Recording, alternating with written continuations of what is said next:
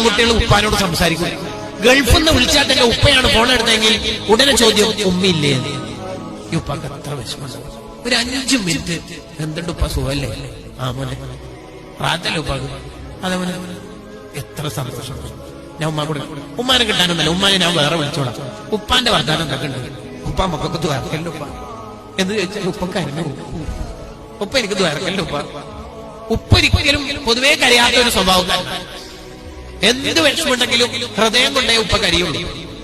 എത്ര കഷ്ടപ്പെട്ടിട്ട് അവന് നമ്മളെ പോറ്റി, എത്ര കാലം ചായ കാപ്പിയും വന്ന് റെയിൽവേ സ്റ്റേഷനിൽ കഷ്ടപ്പെട്ടിട്ട് കച്ചവടം നടത്തിയിട്ടാ നിന്നെ സ്കൂളും ഡിഗ്രിയും PG ഒക്കെ പഠിപ്പിച്ചത്. ഇപ്പൊ നീക്ക് 2 ഇംഗ്ലീഷ് വർത്താനം പറയാമോ കഴിവുണ്ടാവുമ്പോഴേക്കാ ഉപ്പനെ വേണ്ടല്ലേ. ഓ മോളെ, ഉപ്പ നിന്നോട് പറഞ്ഞുകൊണ്ടിരിക്കുന്നുണ്ടല്ലോ, നീ പഠനമൊക്കെ തുടർന്നോളി, ഡിഗ്രി PG ഒക്കെ. ഉപ്പാന്റെ ഹയാത്ത് കാലം, ആ കാലത്തിന് നീ ആകുന്ന ഒറ്റ മോളെ കല്യാണം കാണാൻ ബോധ്യമുണ്ട്. നീ എന്താ തർക്കുത്തരം പറഞ്ഞത്? എനിക്കൊരു പ്രായമുണ്ട്, ഞാൻ ആ സമയത്തേ കിട്ടുള്ളൂ.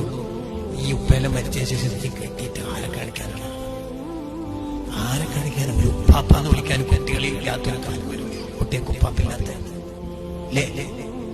നമുക്ക് ഉപ്പാനോട് വില കുറയുന്നുണ്ടോ? അള്ളാഹുവിന്റെ ഇഷ്ടമില്ലാന്ന് അതിന്റെ അർത്ഥം.